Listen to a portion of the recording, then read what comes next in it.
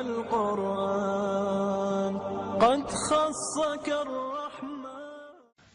جب کوئی اچھی چیز سامنے آتی تو دل چاہتا ہے آپ کے ساتھ بھی شیئر کروں، تاکہ ہم جو چیزیں پڑھ کے ابھی تک عمل نہیں کر رہے وہ عمل کرنے لگ جائیں. مجھے امید ہے نماز تو کچھ نہ کچھ امپروو ہوئی ہی ہوگی. آج صدقے کے بارے میں کچھ پڑھتے ہیں، دیکھتے ہیں ہم کیا کر سکتے ہیں. سعودی عرب میں ایک مصری عالم نے صدقہ کی عظمت اور فضیلت پر ایک دل نشین لیکچر ارشاد فرمایا. انہوں نے دوران گفتگو احادیث مبارکہ کے حوالے سے ذکر کیا کہ صدقہ بلاؤں، مصیبتوں اور بیماریوں سے نجات پانے کا بہترین آزمودہ نسخہ ہے. مصری عالم کی گفتگو کے دوران ایک مصری آدمی ہی کھڑا ہوا اور اس نے کہا کہ واقعی آپ کی بات مبنی بر حقیقت ہے. میں نے خود تجربہ کیا ہے کہ صدقہ انسان کو مصائب و آلام اور موذی امراض سے بچاؤ کا ذریعہ بن جاتا ہے. اس شخص نے اپنا واقعہ بیان کرتے ہوئے کہا کہ میں دل کے مرض میں مبتلا تھا، یعنی ہارٹ ڈیزیز تھی، اور میرا مرض انتہائی نازک صورتحال اختیار کر چکا تھا. مجھے 2 دفعہ ہارٹ اٹیک ہو چکا تھا. مقامی ڈاکٹروں نے میری زندگی اور موت کے درمیان ایک لکیر سے کھینچ دی. مجھے اپنی موت کے آثار نظر آنے شروع ہو گئے. میں نے آخری چارے کے طور پر امریکہ کا رخ کیا اور وہاں ماہرین نے امراض دل سے رجوع کیا. ان کے علاج سے مجھے کچھ افاقہ ضرور ہوا، مگر موت کے سائے ختم نہ ہوئے. پھر ہر 3 مہینے بعد امریکہ جانا میرا معمول بن گیا. ادویات کے سہارے میری زندگی کی سانس چل رہی تھی. ایک دن ایک عجیب واقعہ رونما ہوا. میں گوشت خریدنے کے لیے قصاب کی دکان پر گیا. وہاں ایک پردہ نشین خاتون کھڑی تھی. قصاب جب گوشت بناتے ہوئے فالتو چربی، چھچڑے وغیرہ نیچے پھینکتا تو اگر اس کے ساتھ معمولی سا گوشت چپکا رہ جاتا تو وہ عورت لپک کر اسے اٹھا کر اپنے بیگ میں ڈال لیتی. میں کافی دیر تک یہ منظر دیکھتا رہا. بالآخر میں نے اس عورت سے پوچھ ہی لیا کہ بہن یہ کیا ماجرا ہے، یعنی تم یہ چن رہی ہو؟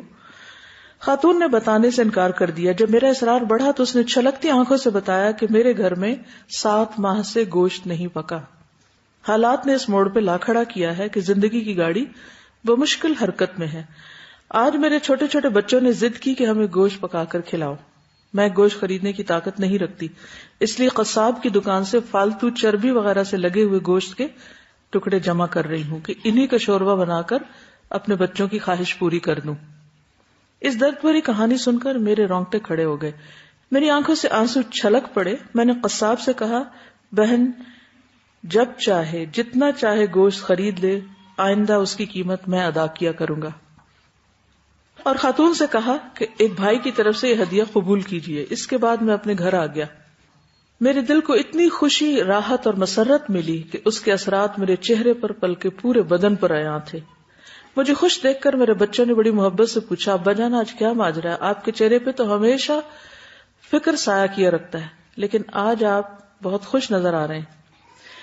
مناسب اور مختصر سے الفاظ میں انہیں اپنے ساتھ پیش آنے والے واقعے سے میں نے آگاہ کیا اور اللہ کے حضور سربسجود ہو گیا کہ اللہ نے مجھے ایک حقیقی خدمت کا موقع دیا. اس کے نتیجے میں مجھے اطمینان قلب کی دولت سے مالا مال کر دیا. کچھ عرصے بعد میں حسب معمول امریکہ گیا تو میرے معالج میری ٹیسٹ رپورٹس دیکھ کر حیران رہ گئے کہ یہاں مرض دل کے ہاتھوں موت کے منہ تک پہنچنے والا شخص بالکل نارمل ہو چکا تھا، جیسے اسے کبھی یہ مرض ہوا ہی نہیں.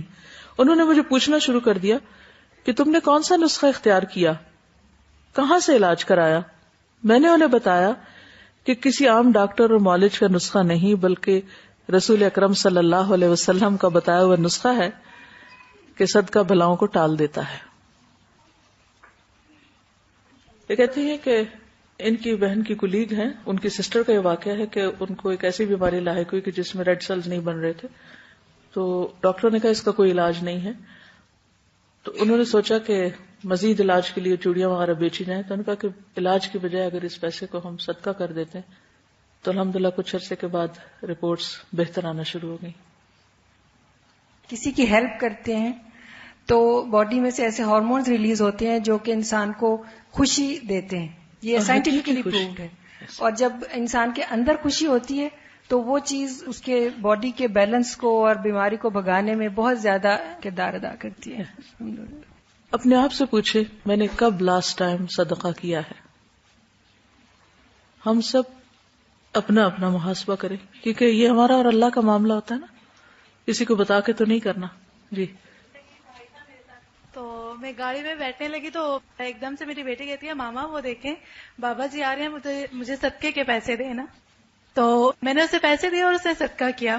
اور ٹیکسلا کے قریب ایک جگہ آتی ہے جہاں دو پہاڑیاں آپس میں ملتی ہیں نا، مارگلا. تو وہاں پہ ایک ٹرک آ رہا تھا، اس نے مطلب ہماری گاڑی کو اتنا زیادہ وہ کیا کہ مطلب ہمیں یہی تھا کہ اب نہیں ہم بچیں گے. اور 3 دفعہ اس طرح سے ہوا. اور جب میں وہاں پہ درس کے لیے بیٹھی چیئر پہ تو میرے منہ سے لفظ ہی نہیں نکل رہے تھے کہ میں ڈر گئی تھی اندر سے کہ میں نے موت کو اتنے قریب سے دیکھا. اور یہ الحمدللہ میری بیٹی ابھی 3 سال کی ہے تو اس کو میں نے عادت ڈالی تھی. مطلب ہاں جی، اگر ہم کسی کو چیز سکھائیں تو وہ بچے بھی آپ کو بتا یاد دہانی کراتے. بالکل، یعنی اگر آپ بچوں کو سکھاتے ہیں تو خود آپ بھولنے لگے تو وہ فوراً آپ کو یاد کرا دیتے ہیں. یعنی اگر کوئی بیمار ہوتا ہے تو گوشت کا اسپیشل لوگ صدقہ کرتے ہیں، اور کھانے کی کسی بھی چیز کا کیا جا سکتا ہے، اس میں کوئی اسپیسیفک نہیں کہ اس کی گردن ہو یا کوئی اور ہو یا بکرا ہی ہو. اگر کوئی مرغی دینے کی طاقت رکھتا ہے تو مرغی دے دے. اور اس طرح میرے ساتھ ہوا بھی ہے. میرے بھی ہسبینڈ بیمار ہوئے تھے اور وہ بالکل ٹھیک نہیں ہو رہے تھے، اور جب میں نے گوشت کا صدقہ کیا تو اسی رات وہ کافی بہتری ہوئی.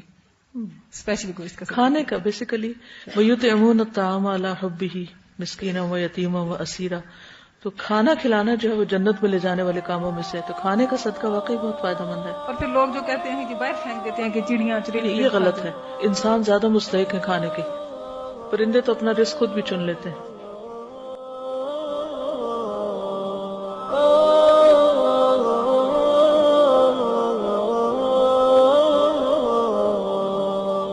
يا حامل القرآن